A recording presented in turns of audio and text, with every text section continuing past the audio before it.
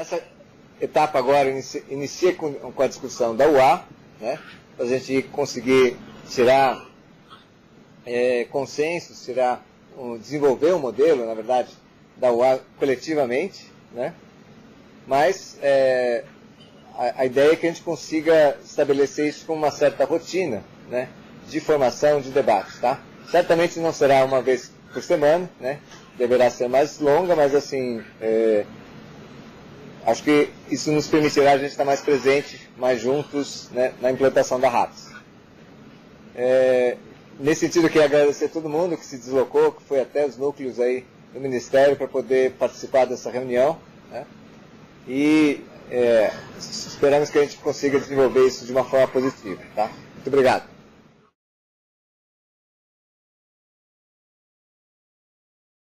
Para iniciar, então, nós vamos apresentar um breve histórico das unidades de acolhimento, de como é que é a criação desse processo. Então, se todos talvez não puderam acompanhar mais de perto, mas já existiam no contexto de experiências municipais de cuidado integral a usuários de drogas nos serviços substitutivos territoriais de saúde mental. Existiam já experiências ou de constituição de moradias, cada um a seu modo, ou de identificação da necessidade de uma outra modalidade para poder concretizar o conjunto dos objetivos propostos e principalmente a partir de experiências de Pernambuco que se elaborou em 2010 a Casa de Acolhimento Transitório através do edital do Ministério da Saúde. Em 2011, com a portaria 3088 da Rede de Atenção Psicossocial, foi estabelecido entre os componentes o componente da atenção residencial transitória. Assim como um dos elementos desse componente,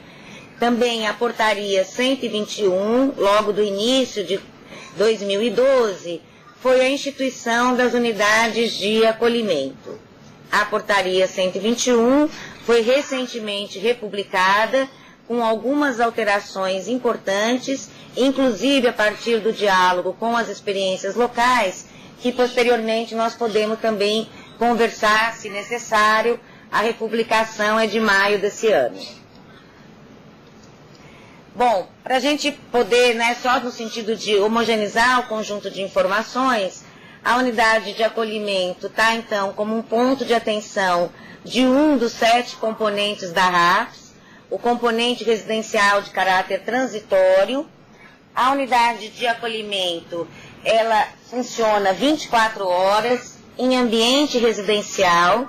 e o objetivo é oferecer um acolhimento sempre necessariamente voluntário e cuidados contínuos para pessoas com necessidade de drogas pelos CAPs em situação de vulnerabilidade social ou familiar e que demandem um acompanhamento terapêutico e protetivo de caráter transitório com a possibilidade de até 6 meses. Bom, para a gente poder pensar um pouco em conjunto, como podemos pensar o significado das UAs, o seu lugar na rede de atenção psicossocial, algum guia, e depois nós vamos apresentar um pouco como que nós estamos pensando em termos de perspectiva, o sentido e a proposição das unidades de acolhimento para poder dialogar.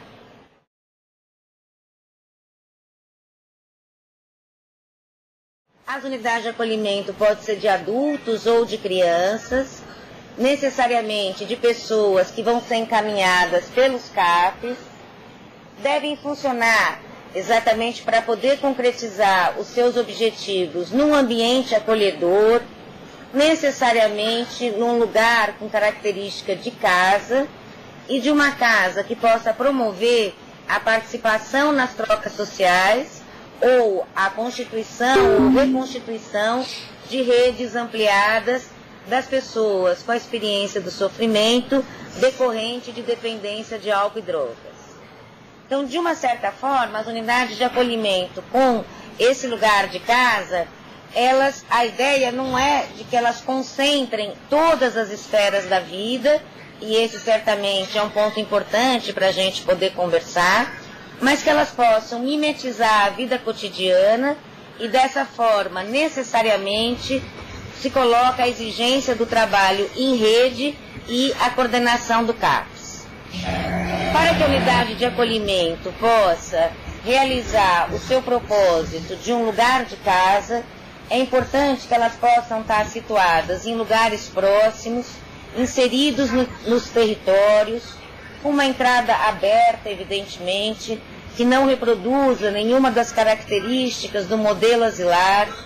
Deve ser também um lugar acessível, com ambientes agradáveis e que possibilitem o compartilhar de cenas da vida cotidiana, assim como em todas as moradias, que são fundamentais para a produção da convivência e da compreensão e relação entre os que habitam o lugar.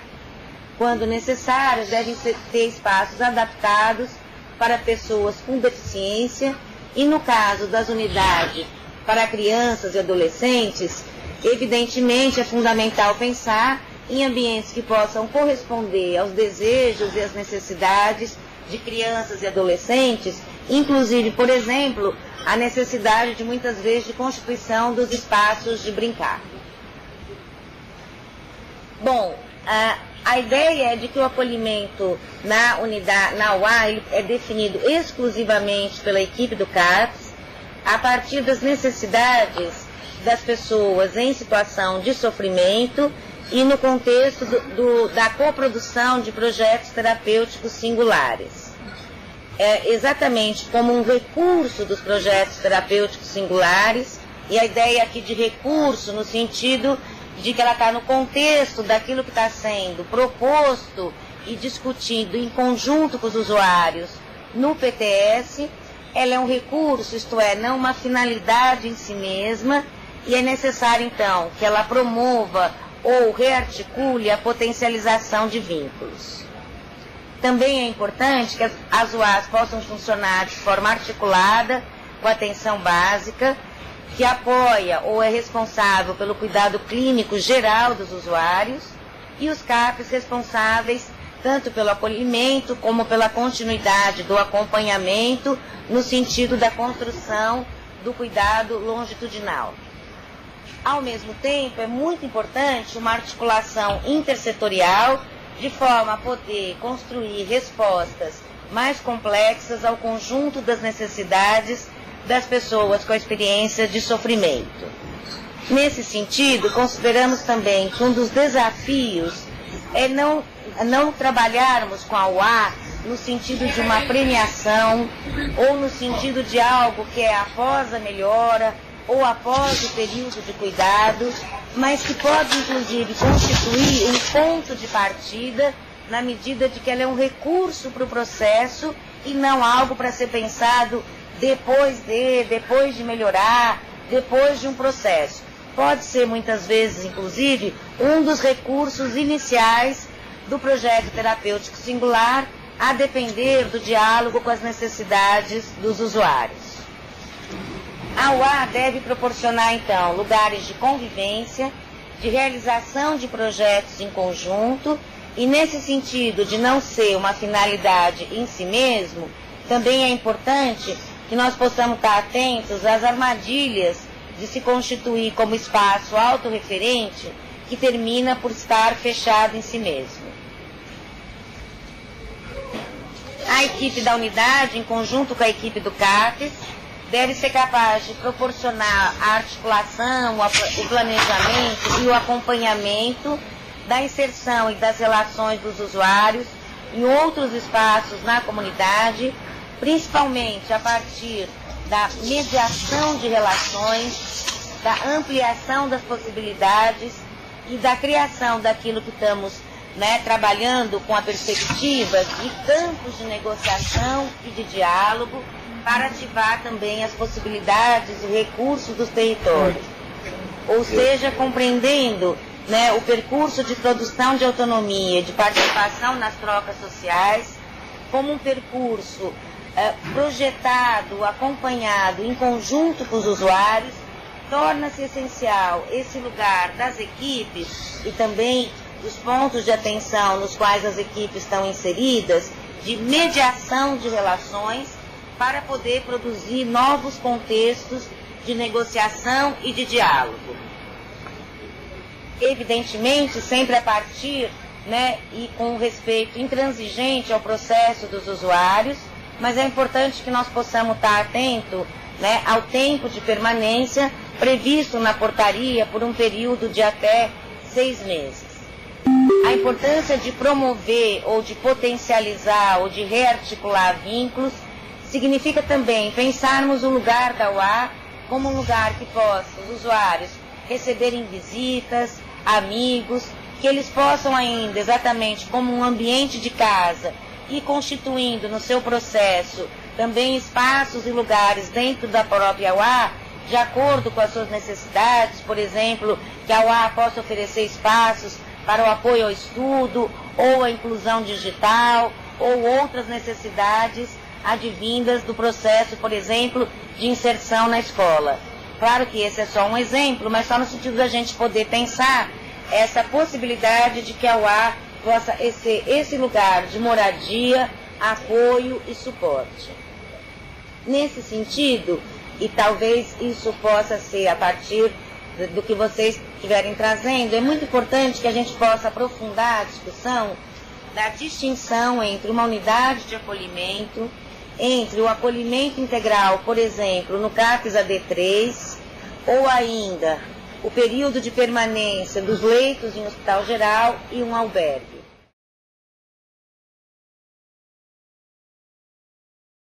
Então, tínhamos apresentado alguns dos elementos fundamentais que, do nosso ponto de vista, a partir da portaria, estão colocados, e também, como uma proposta de pensar o sentido das unidades de acolhimento, o seu lugar nas redes de atenção psicossocial, ou seja, que a gente possa refletir em conjunto qual que é a projetualidade das unidades de acolhimento. Estamos centrando nesses elementos de um recurso dos projetos terapêuticos e a possibilidade de exercício do direito, de exercício do habitar, compreendido como fundamental para o fortalecimento do poder de contratualidade e, dessa forma, eixo central dos percursos de produção de autonomia e de acesso e exercício de direitos. Bem, ainda continuando, só no sentido da gente fazer sínteses fundamentais, então consideramos que as UAs podem ocupar um lugar estratégico nesses percursos de reinserção social, compreendidos como um problema de produção de valor,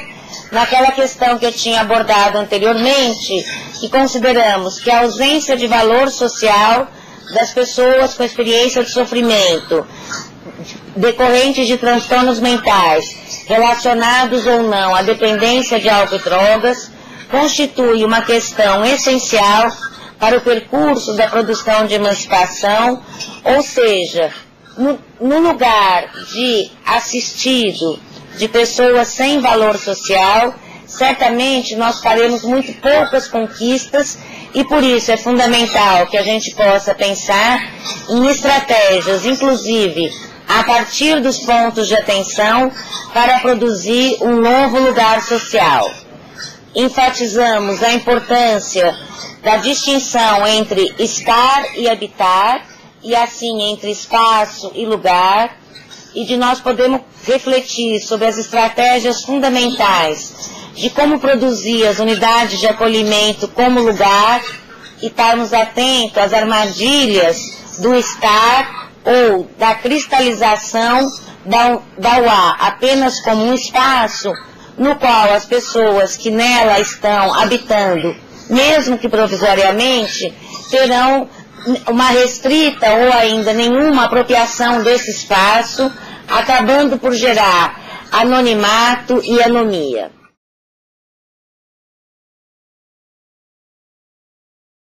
E apenas para todos terem presente, na atualidade nós temos um panorama com 44 casas de acolhimento transitório, as CATs, 85 unidades de acolhimento incentivadas, sendo 51 para adultos e 34 de infância e juventude, 11 unidades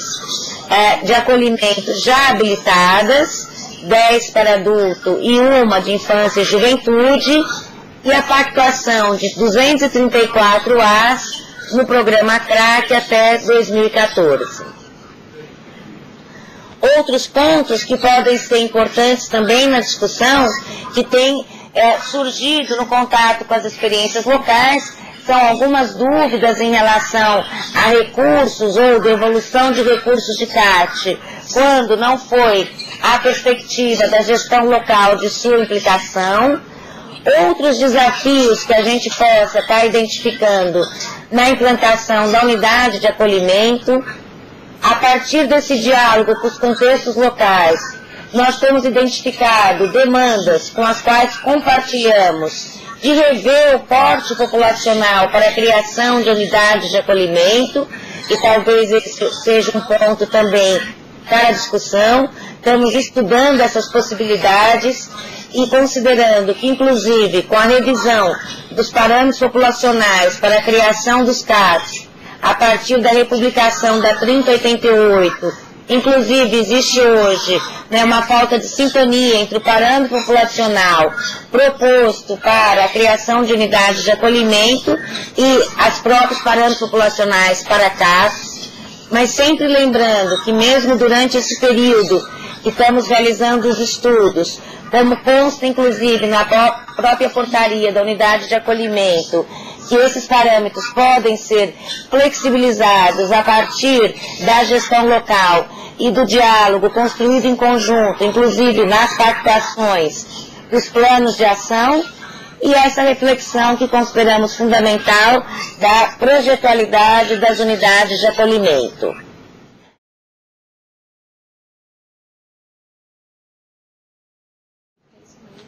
Bem, acho que nós temos algumas ordens de questão, nós estávamos separando aqui em alguns blocos, né? Dificuldades de implantação, que certamente tem algumas, digamos, mais próximas das unidades de acolhimento,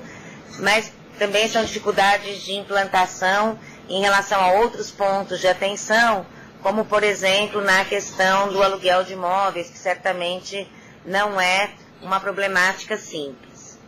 Acho que temos um segundo bloco de questões que diz respeito à dificuldade do desenvolvimento, dentre elas em relação à questão de financiamento. E um terceiro conjunto de questões que dizem respeito à própria compreensão da unidade de acolhimento. Então, em relação principalmente ao desenvolvimento, ao custeio, em geral, os valores de custeio dos pontos de atenção da rede, os valores estabelecidos pelo Ministério da Saúde, são pautados em estudos de estimativas de custos, estudos que envolvem exatamente a estimativa do custo das equipes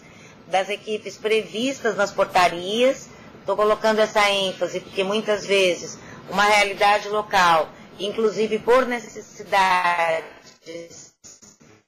faz uma escolha a equipe, e evidentemente essa é uma questão muito importante a ser considerada, mas os estudos de custo do Ministério da Saúde são nos números, tarias, e de outras necessidades que estejam sendo identificadas em cada um dos pontos de atenção, dependendo nos CAPs, nas unidades de acolhimento. E também, evidentemente, o SUS é sempre tripartite. Então, é a partir disso que foi estabelecido o custeio das unidades de acolhimento. Nós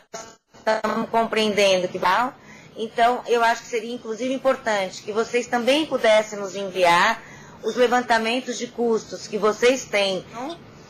E, então, continuando, que é importante, então, que se as experiências locais estão com levantamento de custos muito superiores a esse custeio e a previsão do financiamento tripartite no SUS, que possam também estar nos encaminhando esses materiais,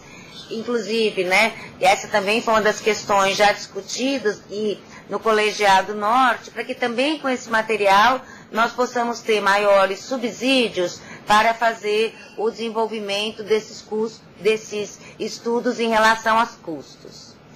Em relação à compreensão da unidade de acolhimento, muitas vezes como uma internação, ou muitas vezes as pessoas, né, dos territórios compreenderem que a resposta para a problemática de drogas é uma internação, eu acho que esse é o material fundamental do nosso trabalho, né? Com certeza a problemática de drogas no contexto das relações, né, nos contextos sociais, é uma problemática bastante complexa, que envolve um conjunto de dimensões e muitas vezes aparece que a resposta, né, de uma forma mais imediata, como muitas vezes inclusive das pessoas, até com a intenção muitas vezes de aliviar o sofrimento, pensam que a segregação poderia ser uma resposta. Claro que, né, nós temos trabalhado ao longo da trajetória da reforma psiquiátrica na necessidade de mudar essa forma de compreensão,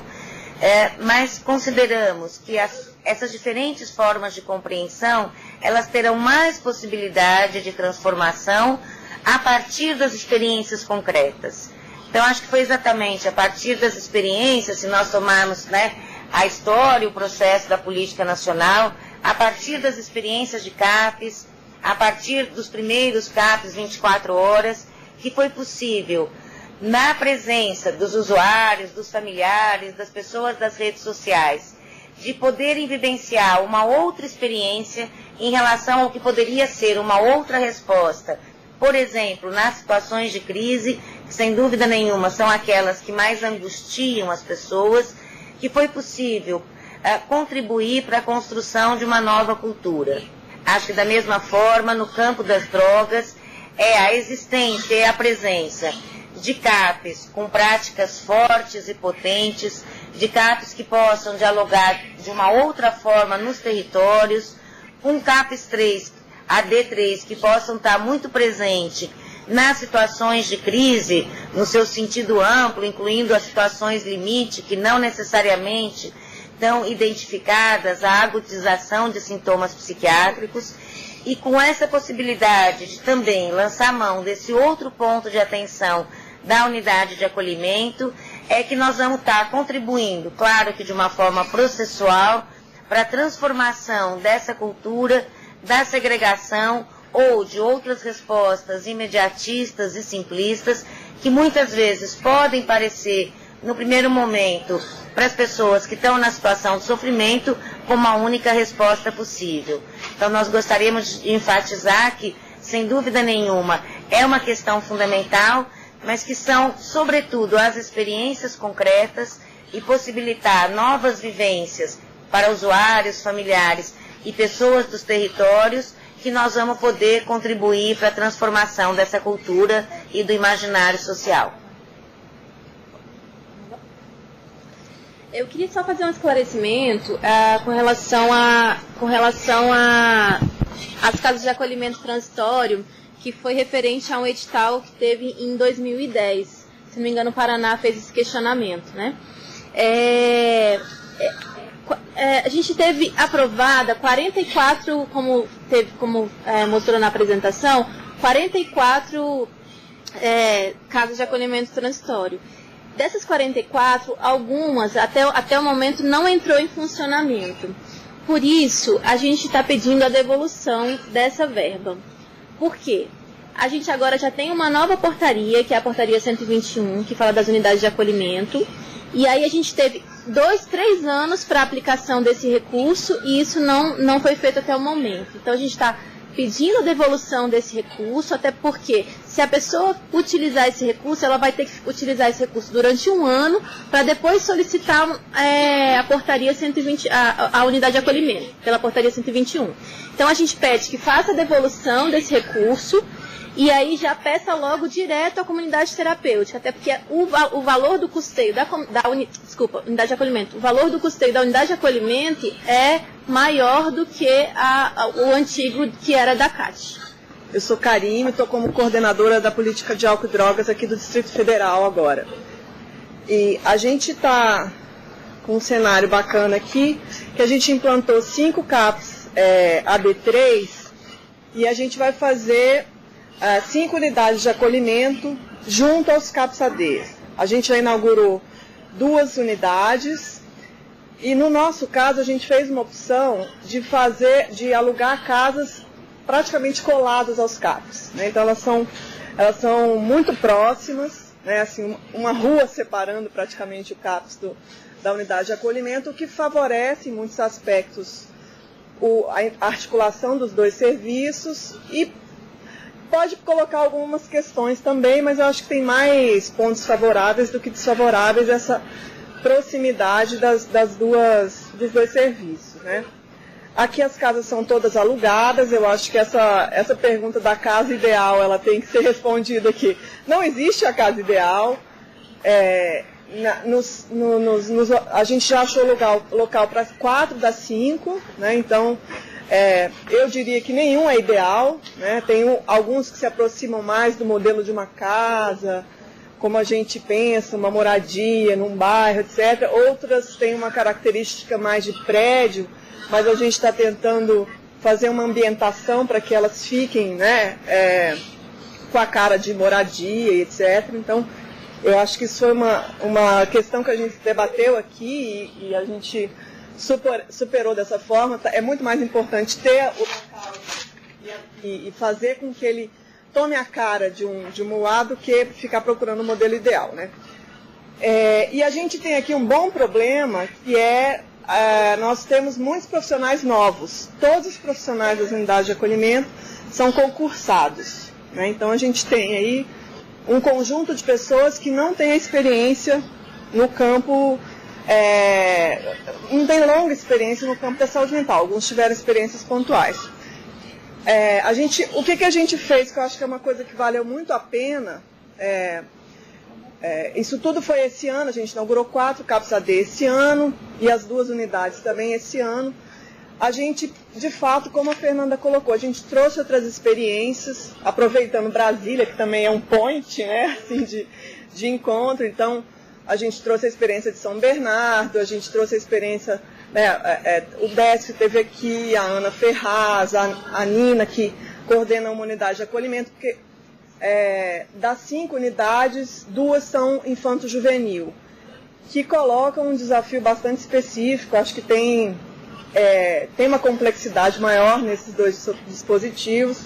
e a gente achou interessante então essa rodada a partir de experiências. Eu acho que foi o que mais nos ensinou e o que mais funcionou para fazer a discussão com os profissionais, né? E eu queria colocar 3 pontos rapidamente. Eu acho que assim, justamente por estar começando, a gente teve uma experiência de receber uma visita também, mais uma vez por estar em Brasília, teve o Simpósio Internacional sobre Drogas. A gente recebeu uma comitiva grande de pessoas de diversos lugares, da UNADC, da OPAS, WASH, etc. E eles foram visitar a unidade de acolhimento de Samambaia, cuja a coordenadora está aqui, depois pode falar rapidamente da experiência lá de Samambaia, que é um dos locais que a gente conseguiu implantar a UA. E uma das coisas que eles colocaram, que eu acho que é um trabalho para a gente ir elaborando, né, com o carro andando, a gente também pensando coisas, eles perguntaram que indicadores de qualidade a gente estava usando para avaliar o nosso processo, né? Obviamente que a gente não teve resposta, né? A gente falou que era uma experiência muito inicial, né? São experiências de alguns meses, não tem sequer 1 ano de experiência de implantação. Mas foi interessante, e foi a fala de 2 pessoas, que mesmo sendo um processo de implantação, que a gente já tivesse alguns parâmetros de qualidade da atenção que a gente quer para essas casas, né? Uma das questões colocadas é uma pergunta super difícil com relação à taxa de adesão, tanto à unidade de acolhimento quanto à CAPS, que eu acho que é uma coisa muito complexa da gente pensar, enfim, mas eu acho que essa pergunta que foi feita a nós, né, assim, eu gostaria de colocar também na roda, para que a gente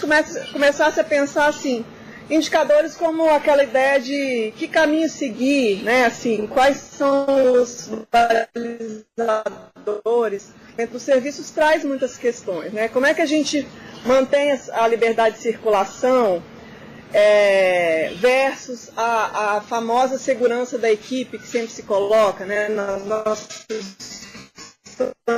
Isso sempre a necessidade das equipes de terem um certo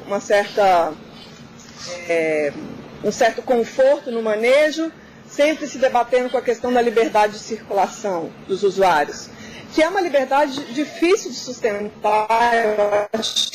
que é uma questão legítima. A outra é a tendência à institucionalização. A casa acabou de ser inaugurada e as outras estão em via, as duas já inauguradas, as outras em vias de implantar, e já tem, obviamente, uma demanda da justiça. A tendência à institucionalização, que é um rodo em diversos pontos, porque onde tem moradia, tem esse risco. E o terceiro ponto, para finalizar minha fala, que eu acho que é o que a gente está se debatendo muito, tanto nos leitos de acolhimento noturno dos CAPS AD3, quanto nas unidades, o que chega de demanda social para os dois dispositivos, que deveriam ser de uma corresponsabilização com a política intersetorial, né? Então tem muita coisa de abrigamento que chega para esses serviços e que poderiam, e a gente está aqui se debatendo com esse manejo e tensionamento com a política de assistência social para poder corresponsabilizá-los nessa demanda. Senão tudo vai para o ar e tudo vai para o leito do CAPS 3. Eu sou coordenadora da unidade de acolhimento de Samambaia. Ela está em funcionamento desde a segunda semana de junho deste ano, com inauguração muito recente, há apenas um mês, né? E quanto à casa ideal, né, que tem sido tão falada e tão questionada, eu acho que o que é mais importante a gente refletir é o que essa casa é em si, para esses usuários que chegarão nesse serviço, né? Mais do que forma, mais do que algo ideal, o que essa casa é em si. Lá em Samambaia a gente tem um imóvel alugado, não é um imóvel ideal, mas a gente trabalhou assim para estar estruturando e estar dando uma cara de casa, mas a gente se preocupa mais que ambiente é aquele para aqueles usuários que estão chegando ali dentro, né? Não é um usuário que precisa chegar pronto ali dentro, mas é um usuário que precisa estar sendo acompanhado intensivamente pelo CAPS, é um usuário que necessita de um plano terapêutico que é muito móvel, que é muito revisado o tempo todo, né? E é singular, não é só individual, porque o individual seria só dele, né? E ele é uma construção conjunta com a equipe. Então, mais do que se preocupar com o formato dessa casa, é que o que essa casa vai significar concretamente para aquele indivíduo que vai estar lá, né? E o que aquela casa vai significar para o próximo passo dele após a saída, né? Porque dificilmente ele vai para uma casa ideal depois, mas ele vai trazer à memória o que ele viveu na unidade de acolhimento. E eu acho que é isso o mais importante de ser refletido. A gente já está com alguns usuários dentro da unidade de acolhimento, né, com vários resultados quanto à reconstituição de vínculos familiares, né, conseguir guarda novamente de filhos, reingresso em mercado de trabalho, estudar novamente. Só que a gente está numa rediscussão constante, porque os problemas que a gente enfrenta são problemas muito particulares da convivência de uma casa, né, do viver em conjunto, do dividir um mesmo espaço. E são essas as questões que a gente se encontra enfrentando todos os dias dentro da unidade de acolhimento, né? Que é um espaço de ir e vir, que é um espaço que prioriza a potência do sujeito, o seu empoderamento como cidadão. E muitas vezes eles trazem memórias, né, de regras, de instituições fechadas, e a gente tem que estar problematizando isso com eles o tempo todo, né? Então, essas questões de convivência de uma casa, de convivência de indivíduos, são são as coisas que a gente mais enfrenta todos os dias, né? E entender que esse plano terapêutico, ele é constantemente visto e que a equipe do CAPES e a equipe da UA é fantástico aqui estarem muito perto, porque o usuário não fica entre duas equipes, ele fica com uma equipe só trabalhando junto, né? Então, isso acaba que potencializa os resultados, prioriza o vínculo, né? E dá uma melhor chance para aquele trabalho ser bem sucedido. Mas é algo que tem que estar sendo reconstruído o tempo todo. Uma outra questão a ser aprofundada, tem uma resposta mais definitiva nesse momento, mas é que estávamos exatamente hoje pela manhã com o grupo de trabalho, a primeira reunião do grupo de trabalho, Saúde Mental e Direitos Humanos, uma proposição da Política Nacional de Saúde Mental e da Secretaria de Direitos Humanos, e estão participando desse grupo diversos atores importantes do campo do direito, como o Conselho Nacional do Ministério Público, a Procuradoria Federal dos Direitos do Cidadão, Conselho Nacional de Justiça, serem abordados por este grupo de trabalho. Sem dúvida nenhuma, a questão dos mandatos judiciais é uma questão fundamental para a qual, e por isso, inclusive, a articulação com esses outros atores institucionais, nós precisamos hoje de um judiciário para poder pensar que caminhos, né, podem ser mais efetivos em relação a esse fenômeno da atualidade. Mas, além disso, é sempre importante a gente lembrar o importante lugar que podem ocupar, né, as instâncias, através de suas procuradorias, no sentido de discutir, né, e apresentar quais são as proposições para os pontos de atenção, porque nós sabemos que muitas vezes, nesse mandato judicial, está presente também, muitas vezes, uma desinformação ou uma falta de conhecimento ao que é que se propõe, né, a unidade de acolhimento. Então, essas discussões acho que seriam mais longas. Em relação às questões que remetem tanto a qual casa para a unidade de acolhimento e ao seu modo cotidiano de operar, acho que nós gostaríamos de compartilhar as reflexões já trazidas pelos colegas do Distrito Federal, tanto no sentido de que não temos uma casa ideal. Claro que alguns espaços físicos favorecem mais aquilo que nós estamos considerando como habitat, e alguns espaços físicos constringem as possibilidades de um habitat. Mas nós não temos, evidentemente, casas ideais, mas, acima de tudo, esse desafio de como produzir a unidade de acolhimento como um lugar que possa ser um recurso nos percursos dos usuários. E aqui acho que nós temos diversas discussões que dizem respeito ao conjunto, né, de dimensões que vão ser enfrentadas na unidade de acolhimento, que são enfrentadas exatamente nesse desafio do habitat. Acho que a reforma psiquiátrica tem um patrimônio muito importante em relação aos serviços residenciais terapêuticos, que, embora com projetos e horizontes bastante distintos das unidades de acolhimento, mas podem contribuir com a nossa reflexão sobre o desafio de produzir esse habitat, que acho que, acima de tudo, é um desafio de como lidar com conflitos, um desafio de como mediar relações e um desafio dos riscos da liberdade. Então, provavelmente, esses desafios que estão presentes ao longo do nosso processo, do desenvolvimento dos processos de autonomia, eles estão bastante concentrados em lugares como as unidades de acolhimento, com todas as problemáticas que estão colocadas, inclusive aquelas trazidas pelas colegas do Acre. Questões como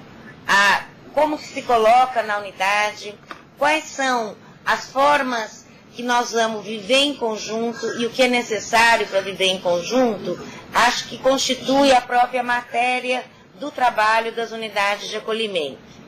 Então, de um lado, então, as unidades de acolhimento, acho que a ideia não é de que elas tenham regras ou protocolos produzidos a priori, mas que, e diferente de regras ou protocolos, e pensando na perspectiva de uma moradia, de uma casa, que a gente possa trabalhar com a ideia de construir combinados e construir consensos. E claro que construir combinados e construir consensos é sempre muito trabalhoso, mas é exatamente isso que pode possibilitar a produção de redes de pertencimento e a possibilidade de promover efetivamente esse habitat, essa apropriação em conjunto. Então, é claro que nós temos que produzir, né, um combinado que não pode bater, que não é possível a violência física como forma de relação e como forma de resolução de conflitos dentro da unidade de acolhimento. Mas claro que toda a nossa experiência no campo sabe que isso não quer dizer que isso não vai acontecer nunca. Então nós temos que também poder pensar como que nós vamos lidar nas situações onde isso acontece e refazer os nossos combinados, potencializar os nossos combinados, compreender por que combinados estão frágeis, de que forma que isso está refletindo, talvez, a fragilidade daquele momento da própria unidade de acolhimento, ou a fragilidade, ou ainda a necessidade de redimensionar o projeto terapêutico de um usuário em particular. Então, acho que aprender, né, e é certamente um grande desafio, mas acho que um desafio apaixonante. O pessoal aqui do Mato Grosso do Sul queria fazer um teste. Ok. Das equipes de como lidar com esses conflitos cotidianos, como trabalhar e ampliar os campos de negociação, como trabalhar com os diversos conflitos envolvidos no conviver, que talvez, né, possamos pensar que estão presentes em todas as nossas casas. Também os combinados são refeitos, são repactuados, são repensados, e talvez isso se encontre de uma forma muito mais amplificada na unidade de acolhimento. Mas é esse enfrentamento dos riscos da liberdade e da gente poder pensar em equipes cada vez mais fortalecidas para lidar com esses riscos, assim como dos usuários também se fortalecerem nesse processo, é que pode transformar esse lugar de ausência de lugar social das pessoas com o sofrimento. Em relação especificamente, estamos incluindo aqui algumas das questões que chegaram por e-mail.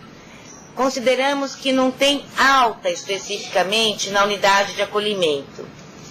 Porque consideramos que se o projeto terapêutico está compartilhado e pensado em conjunto com o CAPS, e compreendendo a unidade de acolhimento como um recurso semelhante ao acolhimento 24 horas, por exemplo, nos CAPs AD3, não tem uma alta. Assim como consideramos que não tem uma alta para o acolhimento 24 horas no CAPs AD3. É um conjunto de recursos que o CAPs dispõe para serem contextualizados, singularizados, em diálogo com as necessidades dos usuários. Claro que nós podemos, então, prever em conjunto com o usuário, olha, estamos achando que é interessante, como é que você vê a possibilidade de você estar na unidade de acolhimento. É importante que a gente possa explicitar para os usuários por que nós consideramos que a unidade de acolhimento pode ser um recurso importante no seu percurso e também ouvir isso para os usuários. Podemos trabalhar, inclusive, com tempos provisórios. Olha, vamos pensar nisso ao longo de um mês, vamos pensar ao longo de 2 meses. E isso também, né, faz parte dos combinados. Ao longo de um mês, nós podemos também recombinar isso. Não é que nós precisamos chegar no período de um mês para combinar novamente. Ao longo de um mês, podemos recombinar e considerar que esse recurso da UA, ele já não está tendo o lugar que ele tinha no projeto terapêutico, ou considerar, a partir da própria experiência de estar na UA, de habitar a UA, que seria interessante um período maior. Então, é nisso que nós estamos entendendo que protocolos e regras, muitas vezes podem parecer que eles dão uma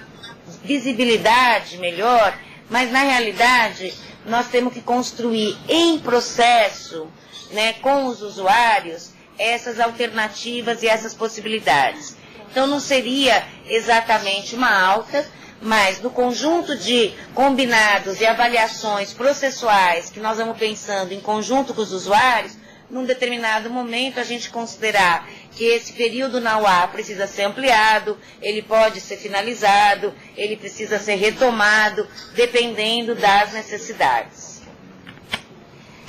Também em relação à questão de perfil de usuários de UA, nós consideramos da mesma forma, quer dizer, não existe um perfil a princípio, nem para estar na UA e nem para não ter a indicação da UA. Da mesma forma que consideramos que dentro daquilo que está já previsto e proposto como o lugar dos CAPs ou o lugar das unidades de acolhimento na rede, também não tem um perfil para pessoas para CAPs e não tem um perfil de pessoas que não podem estar indo para CAPs, dentro da proposição do CAPs, de atender aquelas situações mais vulneráveis aos processos de institucionalização e de impossibilidade de participação nas trocas sociais, que correspondem, de forma geral, aos transtornos mentais graves e persistentes, como esse a missão fundamental dos CAPs. Então, não consideramos que tem um perfil para ir para a unidade de acolhimento e retomamos aqui uma questão colocada inicialmente, porque a unidade de acolhimento ela não pode ser compreendida como uma premiação no processo. Então, não é o usuário, olha, se você melhorar, você pode ir para a unidade de acolhimento. Porque isso seria nós trabalharmos de alguma forma com a unidade de acolhimento, que é uma perspectiva também presente, mas não é a que nós estamos compartilhando neste momento, como se ela fosse uma finalidade em si. Consideramos que a unidade de acolhimento, poder vivenciar essa experiência do habitat, poder vivenciar esses inúmeros desafios do que significa, né, se apropriar material e simbolicamente de um espaço, exercer esse direito, exercer a possibilidade de conviver, de estar com os outros, e nos grandes desafios que isso implica, é que experiências de enriquecimento dos usuários e, portanto, de fortalecimento das suas possibilidades de estar no mundo. Em relação à questão, como colocamos inicialmente, estamos estudando essa questão, revendo, né, o parâmetro populacional que está colocado na atual portaria para a criação de UAS, inclusive considerando que já tem uma defasagem importante com a revisão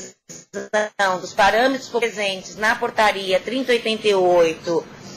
republicada. Então, por exemplo, parâmetro populacional para o próprio CAPES 3, né, ele foi diminuído para 150 mil habitantes, então é evidente que não faz sentido pensar num parâmetro populacional para a criação de unidades de acolhimento de 200 mil habitantes, mas enquanto se dá esse processo, porque ele tem que fazer uma série de tramitações, gostaríamos de reafirmar que já na portaria existente tem um explícito parágrafo em relação a de que necessidades identificadas pelas gestões locais de criação de unidades de acolhimento com outros parâmetros populacionais necessitam ser encaminhadas e serão efetivamente analisadas com bastante abertura e flexibilidade a partir das justificativas elencadas pelas gestões locais.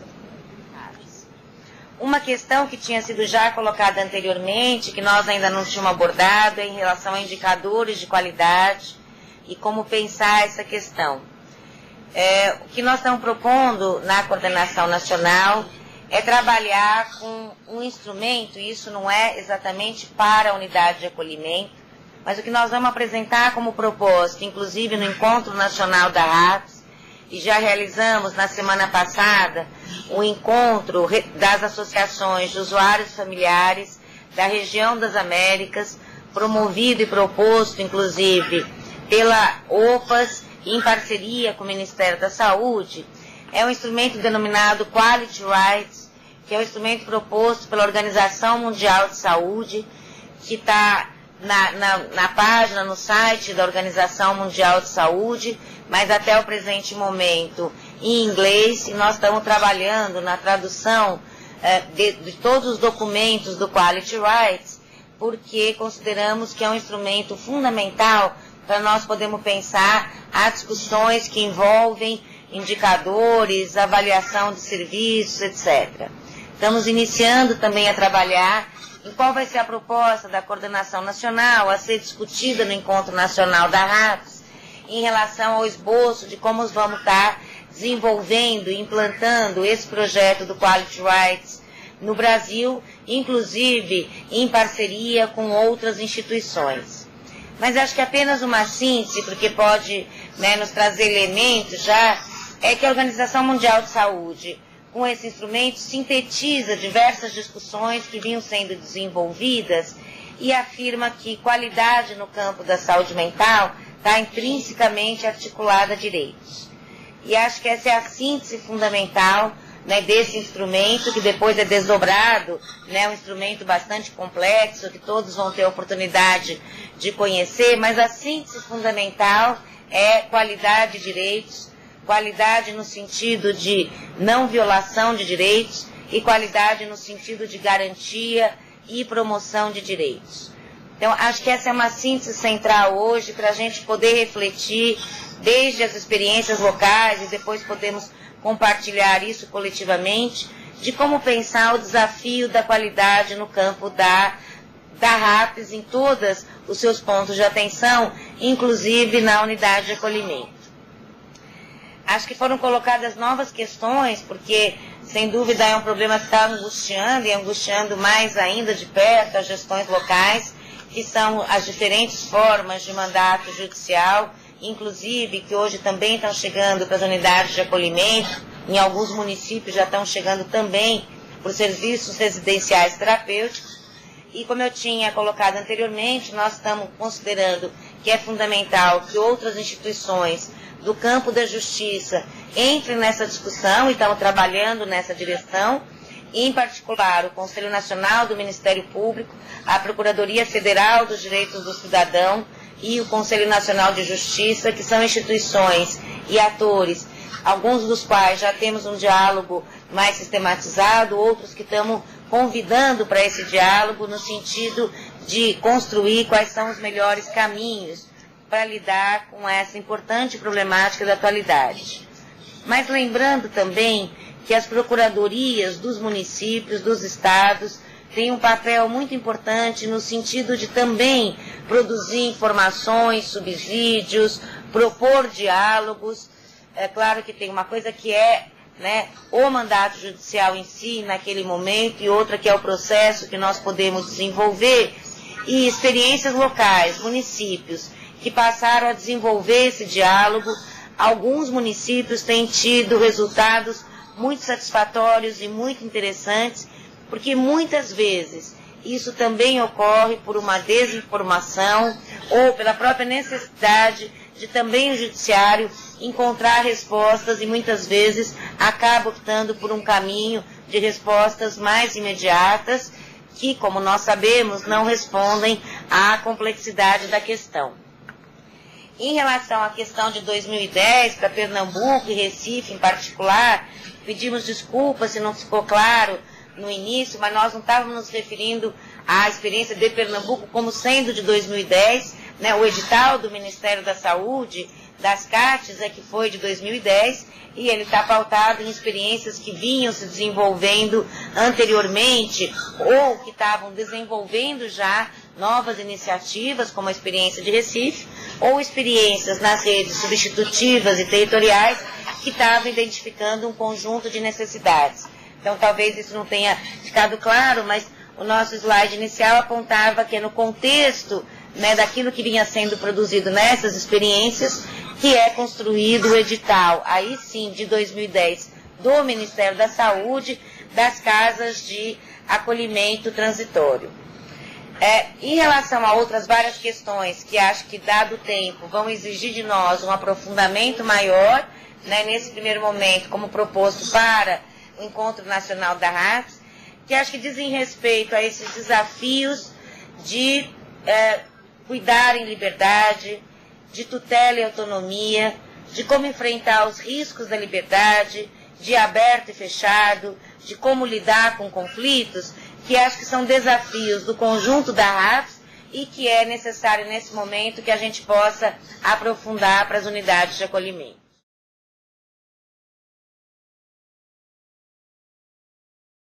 Nós estamos chegando então ao fim da videoconferência. Em nome da Coordenação Nacional de Saúde Mental, quero agradecer a participação e protagonismo de todos os estados e também do pessoal que está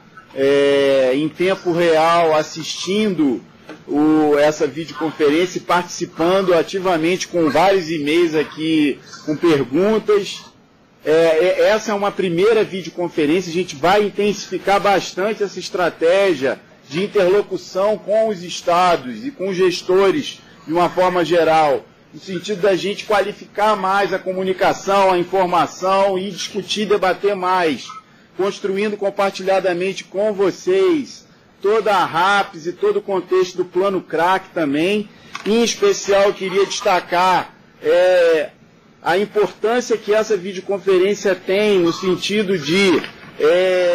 qualificar melhor conceitualmente esse importante ponto de atenção para a nossa RAPS e mais do que isso, pegando o quadro que a gente tem hoje de unidades de acolhimento que foram pactuadas no Plano CRAC, no total de 234 unidades de acolhimento pactuadas e que hoje a gente tem um quadro de 11 unidades de acolhimento habilitadas, com 85 unidades de acolhimento que já foram incentivadas, da necessidade da gente fazer uma força-tarefa efetiva para que essas unidades de acolhimento sejam habilitadas, que elas ganhem concretude na capilaridade dos territórios, né? E que, de alguma forma, se legitime como um importante ponto de atenção para a nossa RAPS. Então é isso, muito obrigado e até a próxima.